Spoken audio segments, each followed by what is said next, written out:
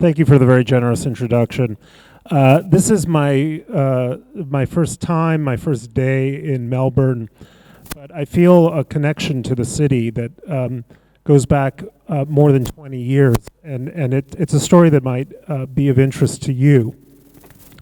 I came to the Jerusalem Post as the youngest editor in 2002. The longest serving employee of the Jerusalem Post was a Melbourne Jew named Mike Ronen, who was born in the city in the 1920s, served in the Australian Army in New Guinea during the war, and then after the war made Aliyah in 1948, fought in the War of Independence, and then joined the staff of what was then called the Palestine Post. Of course, with Israel's independence in May of 1948, he went to the editor at the time, Gershon Agron, who later became mayor of Jerusalem, and he said, well, we can't be the Palestine Post anymore. So Agron said, right, we should call ourselves the Israel Post. And Mike, too, very, very wisely said, no, not the Israel Post, the Jerusalem Post. So it's a Melbourne Jew who gave the title to that institution. His youngest daughter is my closest friend. Today is her 49th birthday. So the connection remains, and in fact, I called her today to wish her a happy birthday and to remind her that I was in her father's city. So I just feel so delighted to be here of all places on this particular day. I'm just going to make some prefatory remarks before we turn to questions, Colin. So I'm just going to make a few prefatory remarks, and then we'll have a robust question and answer period.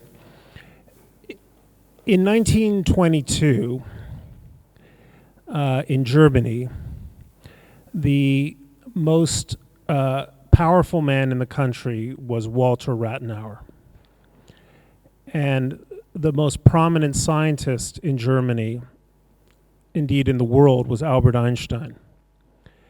And the best known philosopher in Germany and Europe was Edmund Husserl. It's 1922.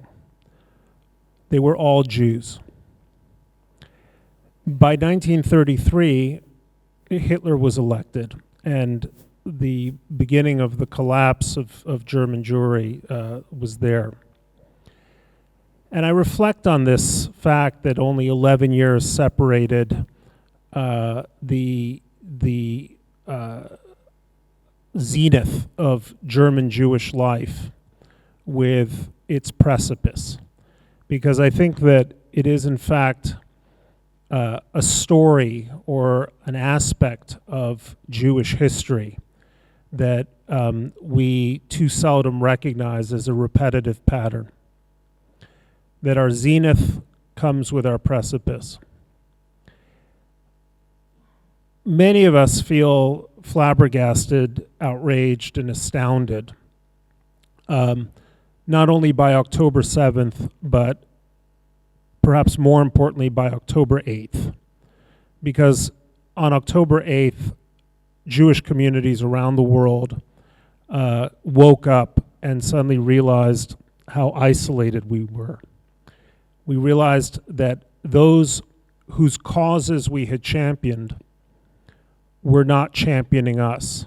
Those with whom we had shared in their struggle and grief were not participating in ours. And that once again, we had in a sense returned to a history we had thought we had put behind us, and that Jewish communities in every single diaspora were fundamentally alone. And I think this has come as a terrible shock to us. I don't say this to boast, but it didn't come as such a terrible shock to me, because if you were paying attention in the years leading up to last October, if you paid attention, you would notice how many of the ideas that were percolating in society were, if not anti-Semitic on their face, were anti-Semitic adjacent. At least in the United States, for example, in the last 20 years, an idea took hold on university campuses and throughout large parts of the progressive left that privilege in society was a great evil, and those who had privilege were suspect. And privilege is just another name for what we used to call success. So people who, by dint of their effort and talent, had succeeded, and who in previous years would have been admired, were suddenly seen as privileged people who weren't to be admired, but were to be envied and resented. Now, that was a point of view that wasn't specifically directed at Jews, but you can see how easily it would be turned against Jews as a ethnic and religious minority that tended to succeed in every society we inhabited. Up until relatively recently, certainly when I was growing up, the habit of thinking differently, or as the Apple ad had it, thinking different, was a prized attribute in a society. Democratic societies celebrated unorthodox thinkers. They celebrated people who said no when others were saying yes, or yes when others were saying no. But intellectual conformity at universities and elsewhere, enforced through at least what we in the States call cancel culture, that took grip in the last 10 or 15 years. And again, cancel culture is not in itself anti-Semitic, but it will penalize people who are in the habit of thinking a little differently from others and who relish skepticism, irony, impishness, an instinct for taking a different view. And who else does that and has done that historically with greater verve and effect than Jews? So cancel culture was one of these anti-Semitic adjacencies. In the United States, the concept given to us by Martin Luther King Jr. that we should be judged by the content of our character, not the color of our skin, gave way to a relentless racialization of society. Relentless, so that you were either a person of color or you were white. Now, my mother was a hidden child in the Holocaust. She was hunted for not being white, not being Aryan. But in the new racial dispensation, her problem is that she's not, as a Jew, not only considered white, she's considered hyper-white as a successful white Jew. So racialization in politics always finds Jews on the wrong side of wherever virtue is presumed to hold. And finally, the rise of conspiracy thinking, pervasive certainly in the United States and elsewhere in the Western world. What is anti-Semitism? It's not just a bigotry. It is a bigotry matched to a conspiracy theory about the Jews. The Jews control the media. The Jews are behind wars. The Jews are the lords of finance, so forth and so on. I wish Jews controlled the media. Then in that case, maybe it wouldn't be so bad. But that's a conversation for another time. But when people will think anything about anything, they'll eventually think the worst about Jews. So what came before October 7th set the stage for everything that we are experiencing in its wake. Now the question becomes, how do we deal with it? How do we fight it? And I think there are two broad instincts. One of them is to make ourselves more likable. To say, no, you have it all wrong. We're really good guys. We too are victims, In fact, no one has been victimized more than the Jewish people, and we'd like to donate $40 million to build another Holocaust museum in wherever, Wagga Wagga, a town that I only learned how to pronounce 2 days ago. And that is an instinct that runs powerfully in the Jewish community. I see it all the time. The answer to anti-Semitism is education. The answer to anti-Semitism is hasbara. The answer is somehow telling the people who hate us that they're wrong. There's a second approach, and I've been thinking about this for some time. A few years ago in the United States, a journalist who suffered from anxiety attacks wrote a book describing how he was able to deal with his anxieties by adopting Buddhist meditation techniques. And the title of the book was 10% Happier. The idea wasn't that he could be completely happy, but if he could just be 10% happier, then you were really making progress. If I could write a new version of that book, maybe I can. I write for a living, so I don't know why not. If I could write a new version of that book, it would be called 10% Jewier, which is to say that at whatever level of observance you find yourself, and it doesn't have to be religious observance, it's also a question of culture, a question of pride, a question of affinity, a question of the friendships that you have and cultivate. Make yourself 10% Jewier. The point is, the answer to anti-Semitism isn't education. The answer to anti-Semitism is Jewish knowledge and pride. Now that pride ultimately comes down, I think, for so many of us, not only in the resilience of our own communities or the achievements of the people within that community, but I think ultimately for me, it comes down to my pride in the state of Israel and my sense that at some level, my ability and my children's ability to remain Jews in the world and proud Jews who can hold our heads up is connected to that state. And that state depends for its survival not on manifestations of the ways in which it has been victimized. Israel did not come into existence to showcase Jewish victimization. Israel came into existence to end Jewish victimization. What happened on October 7th was the greatest failure that Israel has ever experienced in its history. But the point of a Jewish state is to ensure that it will never be, at least never worse than it was on October 7th.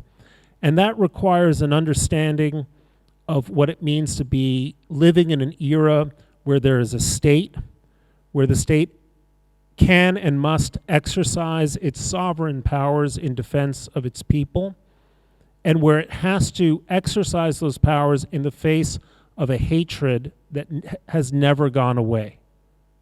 Whether it travels under the name of Jew hatred, anti-Semitism, or in this day and age, anti-Zionism, they amount to exactly the same thing. I wrote a column just a couple of weeks ago about war and what it takes to win wars. You know, in the United States, we've become accustomed over the last 50 years to losing wars. We exited Saigon in humiliation in 1975. We exited Beirut, humiliated in 1983. Mogadishu, 1993. Kabul, 2021. And when you're a country like the United States, you can afford to lose all kinds of wars and nothing touches you, right? I mean, we're such a large power and we're so removed from the wars we are fighting that every war is essentially a war of interest, a war of choice. And we choose to lose them again and again. And when we judge Israeli behavior in the West, and here I'm talking about not us as Jews, but when Americans often look at Israeli behavior, they look at it through the lens of recent American experience, which is, well, why can't you afford just to leave Hamas in place? It's a choice you can make not to fight Hamas. You can just retreat back to the old Green Line and save Palestinian civilians. But everyone in this room knows, or I think ought to know, that Israel is not fighting a war of choice. Israelis do not see themselves fighting war of choice. They are fighting a war for their very existence. Now let's think about the times that we in Western societies fought wars for our very existence. This is June of 2024. This is the 80th anniversary of D-Day. On D-Day, a day that we hold as sacred in the West, a day in which liberation began for Europe and the end of Nazi tyranny and the possibility of a Europe ultimately whole and free, that day happened to be accompanied by an Allied bombardment that resulted in the death of an estimated 20 to 25,000 French civilians in a single day. Free countries, when they are fighting wars that they believe are existential, take severe measures to prosecute those wars successfully and bring them swiftly to a close, because to end horror is better than having a horror without end. Israel is fighting such a war. And when we ask our neighbors to judge the war that Israel is fighting, we should say, to the Israeli, they are not fighting the Vietnam War, they are fighting World War II. To them, as to you, you should understand that what Hamas intends and the way it behaves is effectively identical to the way the Nazis behaved in the Second World War. And there can be no good outcome for Israel, and there can also be no good outcome for Palestinians unless Hamas is defeated and ended as a power in Gaza. And that point has to be made again and again, because I don't think people sufficiently appreciate it. Just last night in Sydney, a very earnest young man at the library in the public library there asked me, why isn't every civilian death a tragedy? And of course the answer is yes, every civilian death is a tragedy. But if that had been the standard in the Second World War, perhaps we shouldn't have defeated the Nazis for the sake of saving those French civilians, those Belgians, those Dutch, to say nothing of the Jews in the camps. And I think to this young man, he couldn't comprehend the idea that the nature of war is definitionally tragic, but what is important to do is to have sufficient moral clarity to understand that to end some evils, to end great evils, lesser evils may have to be inflicted. That's the nature of every single conflict. And that our job isn't to deny that civilians are suffering. Our job is to assign blame where it belongs. As Josh mentioned, that column that I wrote, every single death in this war is ultimately the responsibility of Hamas, not of the state of Israel. That's a basic distinction that has to be understood and kept alive and impressed on audiences that don't understand the nature of the conflict that we're in, and substitute a certain kind of soft-headedness for the moral clarity that this requires. So that's the position we're in. There are lots of specific questions about Hezbollah and Lebanon or Iran. Let's get to those, but those are some prefatory thoughts.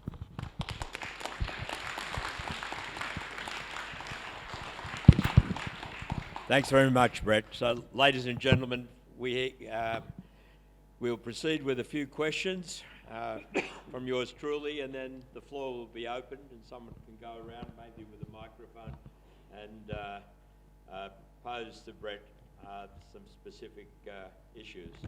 Let's go back to October 7, and I have to concur with Bret that I think we all agree the best form of defence is offence.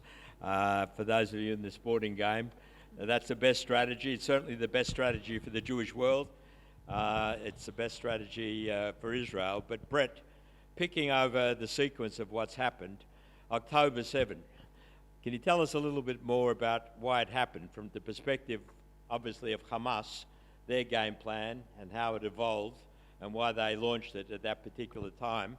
And to what extent is Israel culpable? We know that heads will roll once the war's over and the responsibility is assigned. But what do you see happening in Israel that made them failure to understand what was going on? Look, there's this kind of a semi-sophisticated analysis that says that Hamas was aiming, for example, to derail the prospect of a Saudi-Israeli peace deal. But that's wrong. Okay? Hamas aims to kill Jews and has been attempting to conduct an operation and planning an operation like October 7th from the moment they took over Gaza in 2007. They turned Gaza into an impregnable, or what they thought was an impregnable fortress with between 350 and 450 miles of underground tunnels. That long preceded the efforts by the Abraham Accords or the Israeli-Saudi talks. So this was in the works for a very long time because Hamas is theologically committed not just to the destruction of the state of Israel, but for the killing or enslavement of Jews. That's the genesis of this. Now, was it opportune for them to do it when they were worried about feeling isolated or in the event of the completion of the Abraham Accords? Maybe to some extent they were, but it's worth remembering this is the fifth war that Hamas has started since it took over the territory by throwing its political opponents from windows 16 or 17 years ago. Now, when you talk about culpability, there are two kinds. There's the ultimate moral culpability, which is Hamas's. Then there are the strategic and tactical and political failures, some of which rest very heavily on the shoulders of the Israeli government and on the Prime Minister of Israel himself. And I've said this many times, but in 500 years or 1,000 years, when we Jews sort of look back on our long history, we'll say, Bibi was a bad king. And like many kings, he might have gotten many things right, but he got one thing very wrong. Well, he got two things very wrong.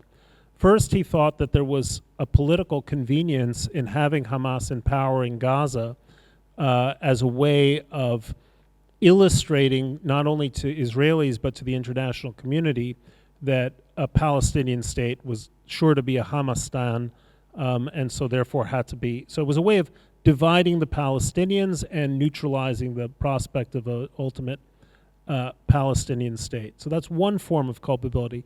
But the other was the exceptionally destructive, debilitating efforts at the judicial reform bill in the year that preceded, or in the 9 months that preceded October 7th. And I don't say this because I completely disagree with the need for judicial reform. You could make a kind of abstract argument that the judiciary had usurped too many powers in Israel and needed to be cut down to size. But politics in the Jewish state can't be conducted in the way that politics in Australia are. Now, this is a normal country, and you have politics. Israel's a family, and what you had in Israel was sort of analogous to those marital battles where, the husband thinks it would be a terrific idea to, buy a houseboat, and the wife says, "Over my dead body." And usually when the "over my dead body" line comes out, wise husbands desist. And he did not desist. Half the country including the half that was the most committed and Zionist half, was saying, over my dead body would they have these reforms. And he persisted in doing it in a way that was incredibly destructive to what Israel should be about. Now, the one thing that I should say, I generally try to be as pessimistic as possible in front of Jewish audiences, but the one thing I should say is that on October 7th, we discovered that Israel was a country in which the people were better than the government. I'm a friend of a journalist, a Haaretz journalist named Amir Tibon, who lived in Nahal Oz, the kibbutz close to Gaza. And at 6:30 in the morning, Hamas was surrounding his home where he lived with his wife and their 2 young daughters. Amir called his father, Noam Tibon, and said, the terrorists are in our kibbutz. And his father's a retired general in the IDF. And his father said to him, you sit tight, I'm coming down, nobody can stop me. So Noam Tibon and his wife, Galit, get in their Jeep with just a pistol, drive down to the area near the Nova Music Festival, find 2 soldiers who have been wounded. Noam's wife takes the 2 soldiers in the Jeep to a hospital. The general takes their rifles, finds another general who's also driving down to fight.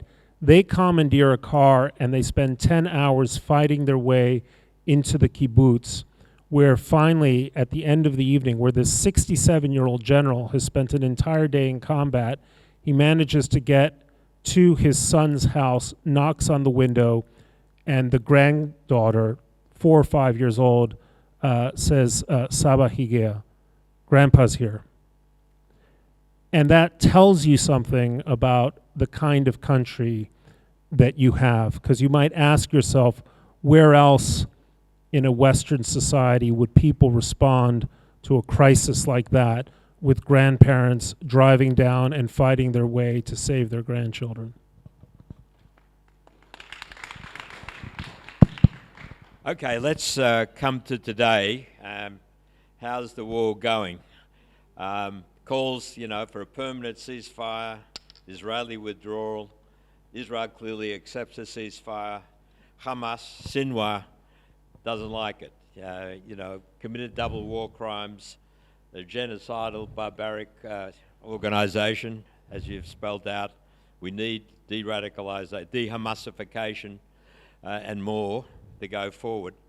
But where do we stand now? I mean, in Gaza itself, it seems that it's fighting still going on, but basically the battalions have been destroyed, but we're in an era of guerrilla warfare. In all of this, the terrible dilemma and contradiction an Israeli government has: bring the hostages home and dismantle Hamas politically and militarily.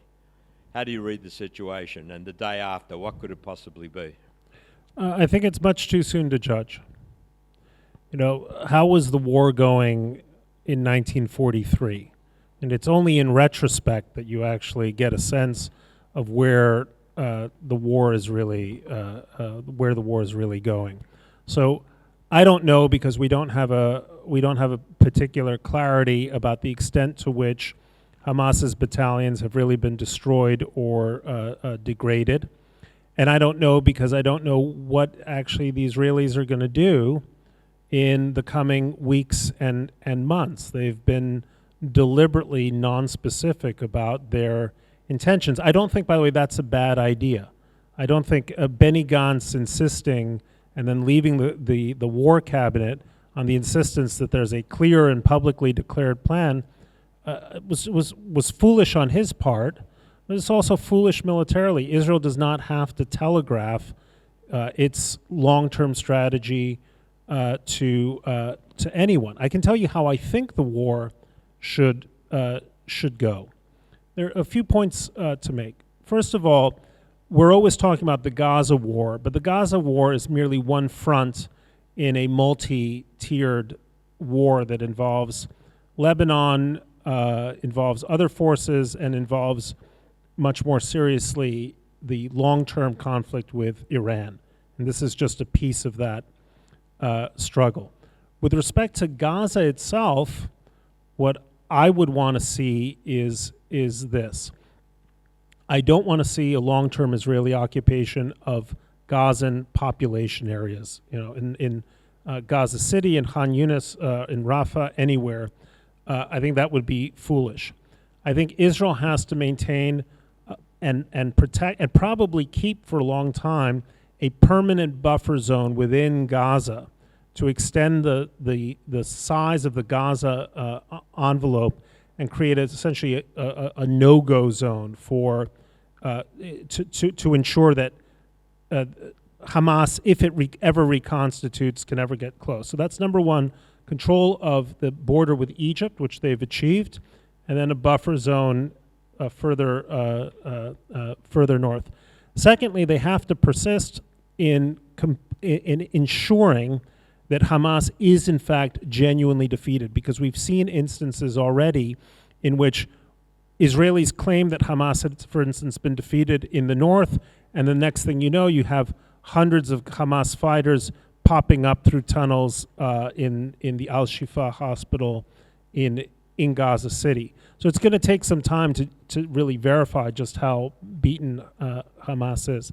At some point, in some manner, once Hamas is defeated, then the effort has to be made to get the Emiratis, the Saudis, and the Egyptians to establish a kind of constabulary force, a security force in Gaza, so that it should be an Arab problem to make sure that there's basic security. And there's an argument to be made to the Saudis that they have an interest in that, because otherwise a Hamas that's able to remain in Gaza, or a Gaza that's in a state of insurgency, is a boon for the Iranians, which is no good for the Saudis. It's a boon for the Muslim Brotherhood, which is no good for the Egyptians. And it's a domestic political problem for every Arab state because of all of the Arab sympathy for the Palestinians. They should want a security force in there, provided the conditions are good, so that they're not forced to fight. Final aspect is this: if Spain, Norway, Ireland, maybe you here in Australia want to recognize a Palestinian state, great, go to it. But put your money where your mouth is. I say the price of recognizing a Palestinian state should at least be $5 to $7 billion US dollars a year in reconstruction aid, because otherwise it's an absolutely feckless and meaningless gesture on the part of these European states. I'm not against a Palestinian state if it looks like the United Arab Emirates. I am against a Palestinian state if it looks like Yemen. So let the Europeans try to make it look more like the UAE.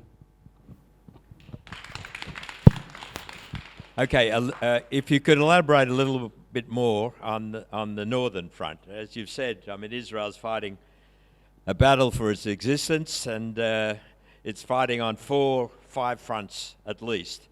And the one that's been heading up a lot in recent times, and as we sit here, is obviously on the north with Lebanon. And if this unleashes, given their capability, Hezbollah's capability, we know it's going to be very, very damaging all round. How do you see that going in the near future? Do you think it will escalate sooner or later? It's impossible to tell, but it's hot now, very hot, and it's just not normal. What 70, 80,000 Israelis can't live in their homes across the northern border? I mean, it's a ridiculous sort of state of affairs. And let me add the big double-barrel question and give you plenty of time to answer it. Behind all the H's, as you put it the other day, you know, Hezbollah and Hamas and so on, is of course the four-letter country, Iran. The core of this axis of evil, we could call it, the broader than just the Middle East, if you throw in China, Russia and North Korea. But Iran, its proxies, are the key player here, and Iran disclosed what it's got in April, when they shot off those hundreds and hundreds of drones and missiles. The wraps are off. everybody knows it's Iran behind all of this. How is Israel, and we'll get to the United States maybe in the next question, but how is Israel going to cope with both Hezbollah and the master of evil behind Hezbollah, Iran? Well, the Hezbollah threat is obviously very serious because Hezbollah's arsenal, I think, is an order of magnitude, if not more, greater than Hamas. And if Gaza has taught us one thing, it's that we badly underestimated the strength of these adversaries. If a war begins with Hezbollah, I mean, the war has begun, but if a war becomes full scale, that will put Tel Aviv and Rishon LeZion and every Israeli city in the line of fire. And civilian casualties in Israel will be very high. And the intensity of the war will be not just at the front, but at home for Israelis much higher than what we've seen so far. So nobody should underestimate the seriousness of what Israel is facing. On the other hand, if you'll permit me the analogy, like cancer, you sooner fight it earlier than later. And Hezbollah is a cancer that has been growing and even metastasizing, and it has to be dealt with. Maybe there's a diplomatic outcome where somehow Hezbollah magically retreats north of the Litani River and vacates the border area, and Israelis can come back to Kiryat Shmona and other areas in the north. But that doesn't look like it's going to happen. So Israel is going to have to think very carefully, but it's going to have to gird for the possibility of this war. And this is, what Churchill said about the Battle of Britain. This is not the end. It's not even the beginning of the end, but it might be the end of the beginning. Gaza, the wrapping up of Gaza, is perhaps the end of the beginning of this larger three or multi-front war. You asked about Iran. There will never be any long-term peace in the region so long as the Islamic Republic rules Persia. And it's important to distinguish the two because Iran itself is not a natural enemy of the Jewish state. I mean, there's an ancient history of Iranian sympathy for Jews, and Iranian alliance when the Shah was in power with Israel. That only ended in 1979 because the central to the ideological self-conception of Iran's current rulers is the belief that they are in effect on a mission from God to destroy the Jewish state. So that is another confrontation that is likely to happen. Now, we have one extraordinary ally in that fight. It's not the United States. It's not the Arab states. It's the Iranian people. We're not 2 years out from the most extraordinary and serious uprising that this regime has experienced, an uprising that was inspired by the brutal mistreatment of one young Kurdish woman. And if you sort of think about the history of Iranian revolts against the regime, they're happening with greater frequency. It was in 2022, it was also in 2019, it was also in 2018, it was in 2009, it was in 1999. This is a massively unpopular regime where sort of seemingly random acts of cruelty by the regime often trigger these revolutionary impulses.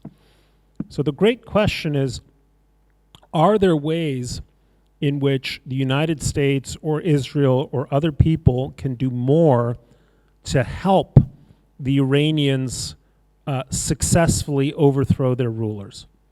And that's, I think, the likeliest and most lasting solution we can reach for. It will happen. And exactly how it will happen, a brutalized young woman, some other kind of incident, an incident involving Iran's many ethnic minorities. Remember that Iran is only 50% Persian. It's otherwise Azeri, Arab, Balochi, and so on. Anyway, I don't know how that will happen. It will happen.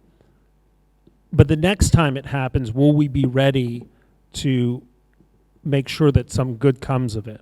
Notice, by the way, that the Supreme Leader is dying while his heir apparent just died in a helicopter accident. I don't know how that helicopter accident occurred. Someone I know somehow observed that while God controls the destiny of man, the Mossad controls the weather.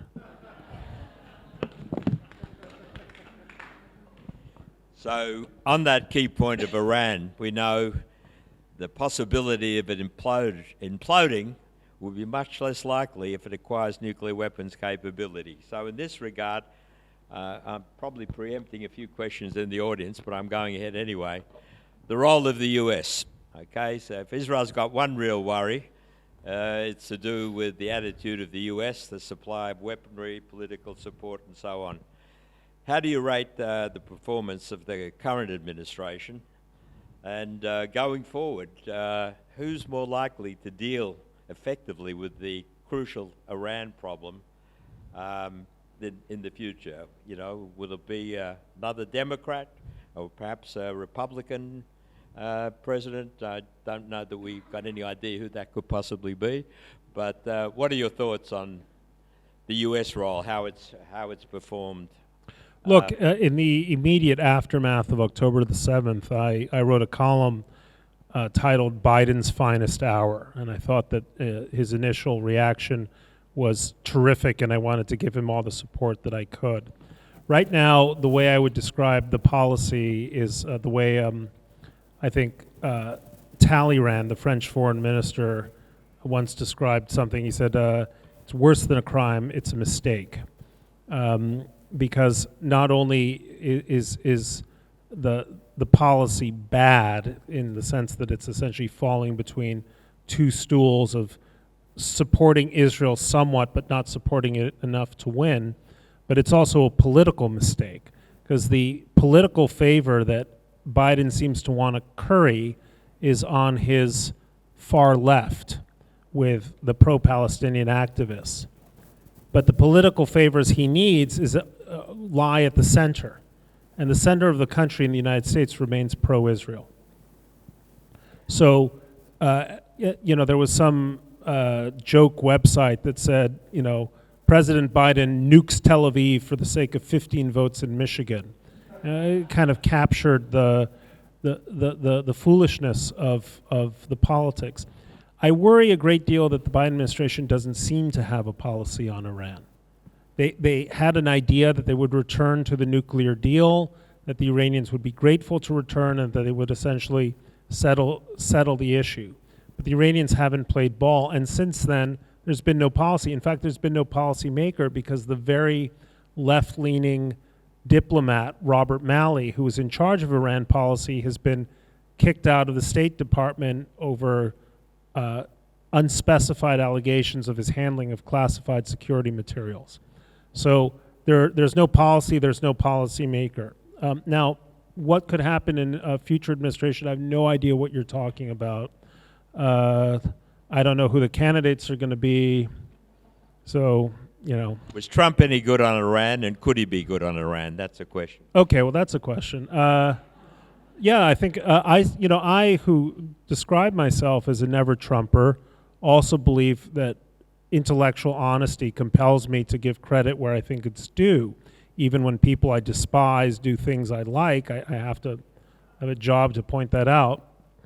And I think Trump was absolutely right to get out of the JCPOA. This is the acronym of the nuclear deal. It was a terrible deal that essentially would have given Iran access to a complete nuclear fuel cycle, legal access, within what's now just a few years. And not just a nuclear fuel cycle, but actually the capacity, licit capacity, not illicit, the licit capacity to build ballistic missiles to their heart's content. It was a completely insane agreement. The only correct agreement that the West could have made is to say to the Iranians, you can have your regime or you can have nuclear weapons, but you can't have both. So we will ensure we will either get the kind of deal we need that will put nuclear capabilities permanently beyond your reach and you can stay in power, or we will bring crushing pressure, not just economic pressure, to bear on you if you persist in having a nuclear program. And we didn't do that. So Trump was right to withdraw. He was right to apply a maximum economic pressure campaign. And I hope that once he's back in the White House, as I think he will be, that he returns to that policy. Okay, I'm aware I'm hogging the floor here, and so I'll yield to the floor.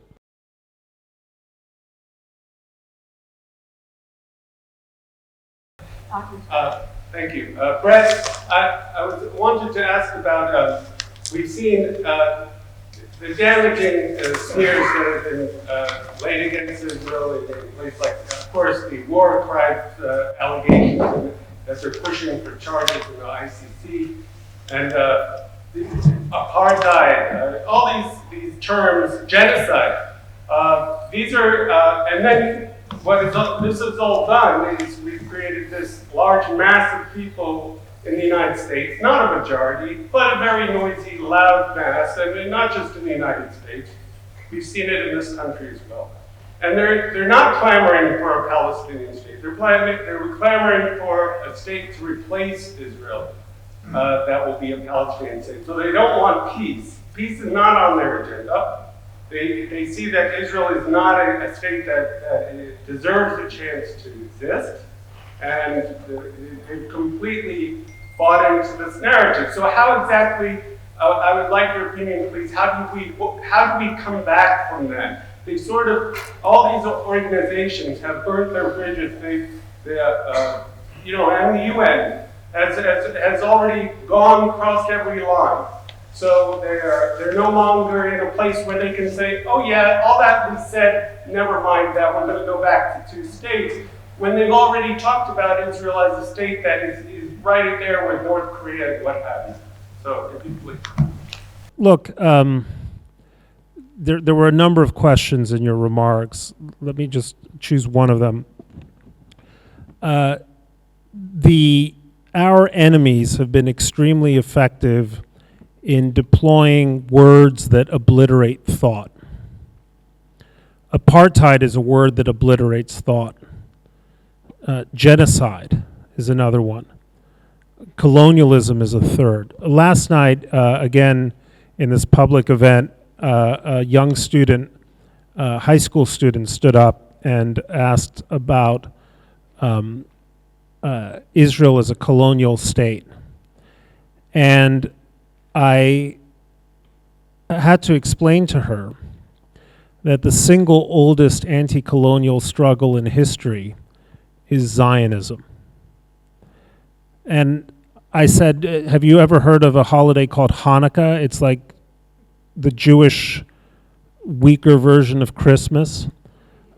She vaguely had heard of it. I said, well, Hanukkah is a story of a Jewish struggle against Greek colonizers. And Pontius Pilate, who signed Jesus' death warrant, was a Roman colonizer.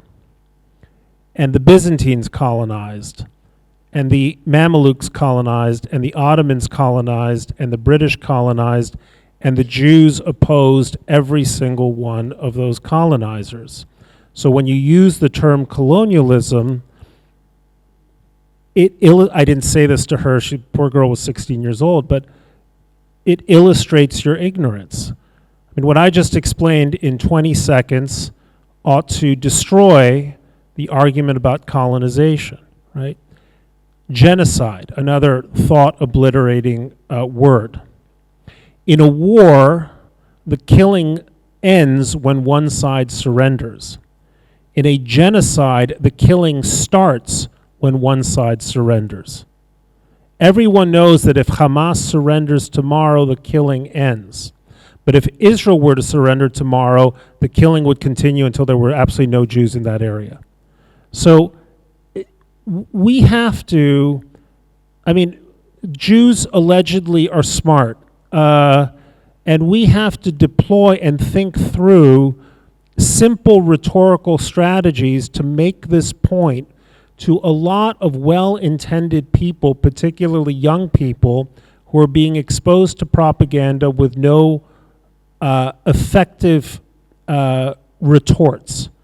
One of the things that I see myself as doing in my role at the Times is providing language that people can use in these sorts of discussions. T.S. Eliot once said, although it's also attributed to Pablo Picasso, T.S. Eliot said, inferior poets plagiarize, great poets steal. So if anything I say tonight inspires you, be a great poet and steal the line.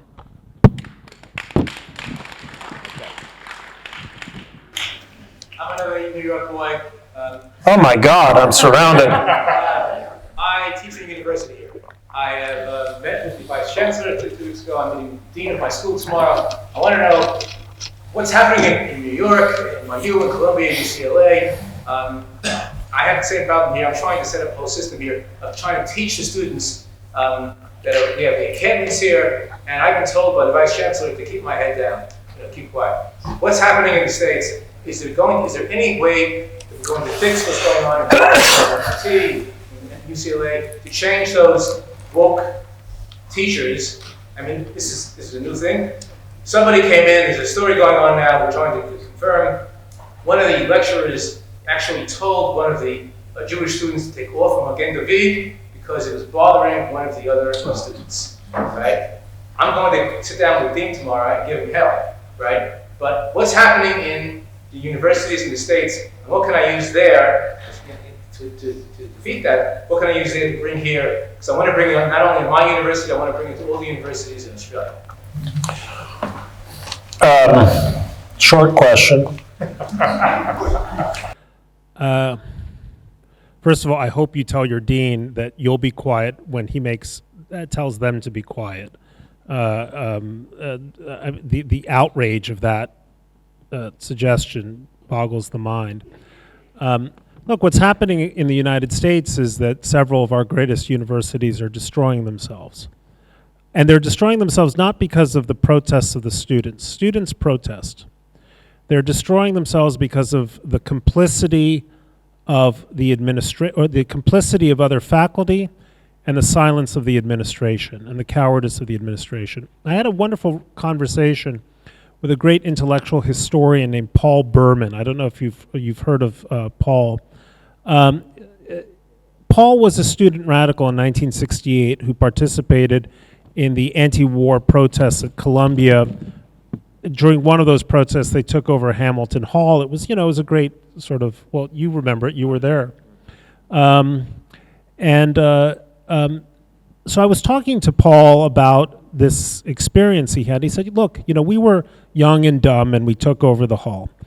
And then the police arrested us. We spent a night in jail. And when we got out, we were accosted by the faculty who reproached us, but really were trying to educate us. And what the faculty said to Paul was, it was the left that trashed the universities in Germany, therefore creating the opening for the far right to destroy the universities in Germany in the 1920s and 1930s. And his point was that in 1968, at least, the faculty were prepared to stand up against the radicalism of the students, not by yelling at them, but by attempting to force them to think critically and force them to think historically. And that's not happening at American universities today because critical thought is in remission at most American, or at least at elite American universities. And the result is these schools are allowing reputations for excellence that they had built over centuries to evaporate in months. Notice that, for instance, admissions numbers at Harvard just in the weeks after October 7th fell by 17%. It's an astonishing, I mean, this is Harvard of all places. It's astonishing to see this happen. And that's not such a bad thing. The Harvards and Columbias of the world don't have a holy right to be the elite universities of America forever. The real question is this: will those of us who care seriously about the life of the mind and the importance of liberal education in America start to invest our philanthropic efforts in universities that are prepared to uphold what used to be the core tenets of Western civilization, right? A belief in enlightenment, a Socratic confrontation of ideas, everything that used to go into old-fashioned liberal education that's no longer there. What I would say to your dean is, you are creating a climate in which you are not graduating critical thinkers, you're graduating ideologues and cadres. That's who you are, that is what you are producing at this university. And is that what you want to produce here? Surely it can't be the case. In the United States, what we Jews have to do there is what we've done everywhere else. When we encounter institutions that don't want us, we go elsewhere and make institutions that then people want to join. In the United States, it's a matter of fact that talented young Jewish lawyers could not get jobs at top white shoe law firms. So they started their own law firms, and then all of a sudden those were the great law firms. We couldn't get jobs in waspy commercial banks. So we started Goldman Sachs, and then every Tom, Dick, and Harry wants to join Goldman Sachs, so we had to leave again to go to hedge funds. Hollywood is the same story. When the cool kids don't want us at our table, we start our own table, and then eventually it's the cool kids' table. And I think that's the strategy that we need to pursue in the United States. Obviously here with public education, that's a different story. But I would say to your dean, will we be satisfied in 30 years when we can look back and say we produced a bunch of proto-totalitarians who understood only how to follow an ideological line and chant idiotic slogans that happen to rhyme rather than think for themselves? Okay. Yep, stand up. Bret, I was taken by the comment before that the way to succeed or a path forward is to be Jewier. Half the Jewish population lives in, or the global Jewish population lives in America. Do you think as a result of October 7th there's been a substantial Jewierness in America? Question number one. Number two, if in fact this conflict does resolve itself, or when it does resolve itself, hopefully sooner rather than later, is that Jewierness sustainable or sustainable? I don't know the answer to the second question, but I do know that in my fairly extensive social circle in New York, a lot of my Jewish friends who were essentially indifferent to their Jewishness and more embarrassed than proud of Israel have changed their tune very dramatically. You don't have to go far in New York to see where there had once been pictures of Israeli hostages torn down to suddenly be confronted with just how extensive, ubiquitous the anti-Semitism and the raw hatred of Israel is, even in places like the Upper West Side of Manhattan, which is, the holy temple of Northeastern Jewishness, if you will. And this has been a revelatory moment, I think, for a lot of kind of progressive, left-leaning, secular Jews who thought, well, really I'm an American, I just happen to be Jewish. And my idea of Jewishness is, having Seinfeld memorized and, schlepping to a Passover dinner, once or twice a year, right? But that was about it. A very good friend of mine was a top publisher in New York,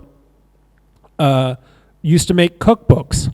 Now she wants to start a publishing imprint that in her imagination is called 10-7 Books, and does nothing but produce books for Jewish audiences, which, by the way, is not a bad business idea because, as far as I can tell, the only people who read anymore are Jews.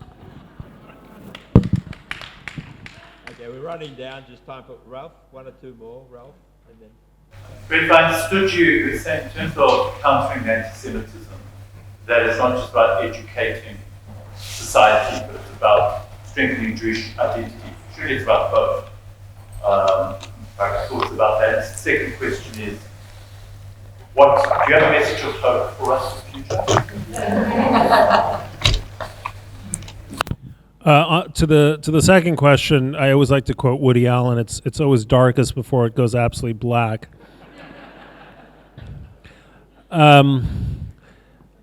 Look, this whole business of education. I'm always very fond of this line from Walter Lippmann, the great American political commentator of the 20th century, Jewish. He was once commenting about all the disarmament efforts of the 1920s and the 1930s, the naval treaties and all the rest of it. And he said, disarmament proved very effective for those who wanted to disarm. Educational efforts are very effective for people who are already receptive to the message. To an anti-Semite, a visit to the Holocaust Museum isn't a revelation, it's an inspiration, right? So we have lived through an era in which American kids have been educated to the max about the importance of tolerance and the pain and the suffering and the victimization, and the conclusions they've drawn as well. If being a victim is a sign of a kind of holiness, then whoever is the perceived victim in any given conflict is on the side of justice and righteousness. So inadvertently, we've taught them precisely the wrong lesson.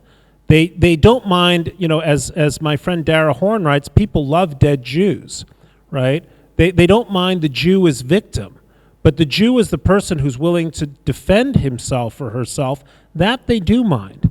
So, the 60-year effort of nonstop obsession with the Shoah. Look, I'm the son of a Holocaust survivor. It's not like I'm indifferent. My mother was hidden as a child. But this 60-year effort to say, well, what we really ought to do is teach the world about the horrors of being victimized has wound up being, very much a part of the problem. Now, I don't want to be completely tongue-in-cheek about the issue of hope. I'll tell you what gives me hope, right? My mother was born in northern Italy in 1940. It was thanks to a well-to-do Italian family, the Zoya family, that she and her mother and aunt got through the war alive. But a kind of a minor miracle. It would not have been, it would not have required a miracle for her to get through the war if there had been a state of Israel. So the message of hope remains that there is a state of Israel that is prepared to fight for the Jews. And what we who don't live in Israel owe that state is our respect.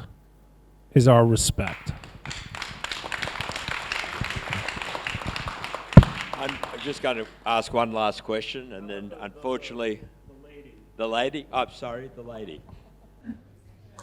My question is about how we can communicate really clearly and succinctly the threat of the BDS, which universities, schools, and all my ex-artist colleagues subscribe to and the ABC. And we've got some amazing thinkers in Australia who have done a lot of work on the Australian movement, the BDS. My question is, it's so complicated to get your head around, and when you start looking at the Hamas covenants and how it is the BDS, everyone looks at me like I'm crazy when I try and talk about one article alone. and how that commitment to never letting the narrative show Jews as anything but perpetrators who need to be destroyed. All art must be Palestinianly supportive, like they're the rules. But everyone looks at me like I'm crazy when I try and bring that up in conversation. So is art the answer, potentially? If our young people, plenty of Jews 30 and under are ashamed to be Jewish in Australia, sending trips to Israel, in my opinion, isn't going to help. We need to help Jewish people stay proud, and there's not much incentive. And I'm meeting with artists every day. They have no money, but if we have a show, if we have a TV series, we can show like amazing things that the world will actually care about. Because the attention span's so short. I feel like art is the answer. We got it, I think. Did you hear that? Yeah, I'm trying to think about how best to answer you. First of all, it's not BDS, it's BDSM. And there is a masochistic quality to it. I mean, I always like to joke, I'm for BDS, but it has to be a two-way BDS, which is to say now the Jews are going to boycott you, and Israel is going to boycott you. I heard somewhere tonight that there was an effort in Australia to not sell arms to Israel. Great. We don't take arms from Australia. The Jews don't take arms from Australia anyway because, sorry, you guys don't really produce many, right? But the Israelis just had a banner year, $13 billion this year, in arms sales to the rest of the world.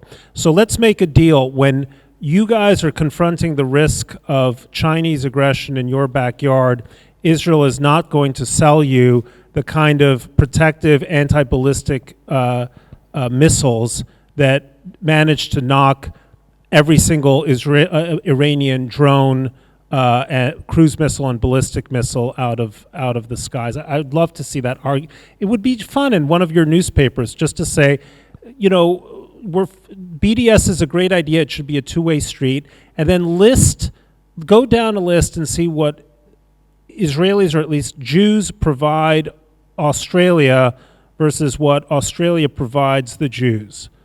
And then this is a fun idea for a column. Some of you must write in some of the newspapers. Go for it. Again, steal this idea. But to your more pointed question about art. Art only flourishes in conditions of liberty. And BDS is a totalitarian effort to shut down artistic expression because it believes in a Soviet way that art must be filtered through the lens of politics. And that is the antithesis of anything, of any kind of healthy artistic movement. If you want to see what art looks like when it's politically filtered, look at statues of Kim Jong-un in Pyongyang, right? Or go to the Moscow metro stations and see, those kind of colossal, hideous art that the Soviet Union produced. But that doesn't worry me so much because I think great art always has a way of coming through. Right? And if you look at what Israel has produced culturally over the last decade, Fauda, Stiesel, like so much stuff has been coming out of there. It's great stuff. So when something becomes samizdat, when it's seen as somehow underground, it actually tends to gain or strengthen its currency rather than find it reduced. It's the people who censor who wind up being the losers in that particular transaction. That's also a point I think sometimes worth making. Everything about the pro-Palestinian movement, and I hate calling it pro-Palestinian because it's really the anti-Israel movement, everything about it has this vaguely Soviet totalitarian quality to it. It's all about censorship, the eradication of thought, and the punishment of other human beings. And what anyone who's on the side of Israel stands for is a kind of enlarged and open spirit, and that's the spirit in which art flourishes. Okay, just one last question from me. You're a New Yorker, so you're responsible for the United Nations and all the good deeds it does. What's going on? It's not a surprise to us. The behaviour, the performance of the United Nations and most of its agencies is so shameful and counterproductive. It's shredded its credibility, but nonetheless it has an impact. Whether the UN Human Rights Council, UNRWA, the offshoots, the ICC, the ICJ, and so on. How do you deal with it? Where's it going? Will it collapse? Look, you said it shredded its credibility. I dispute the premise. It never had credibility to shred in the first place. And I think the most important way of delegitimizing is by paying it much less attention.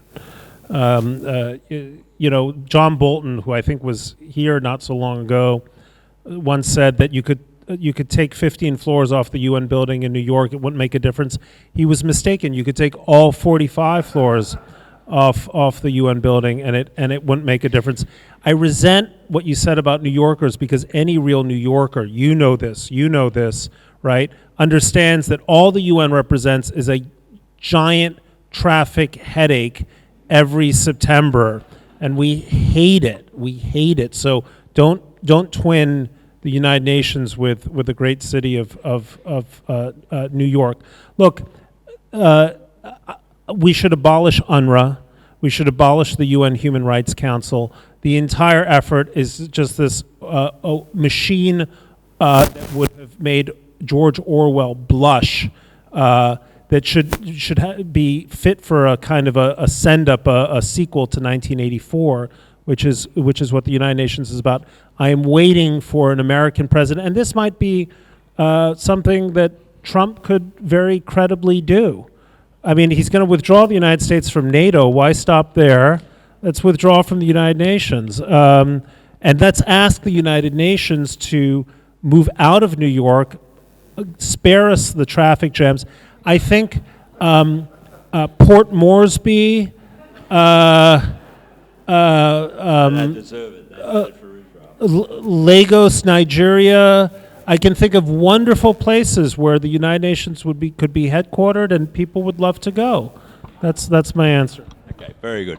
Ladies and gentlemen, the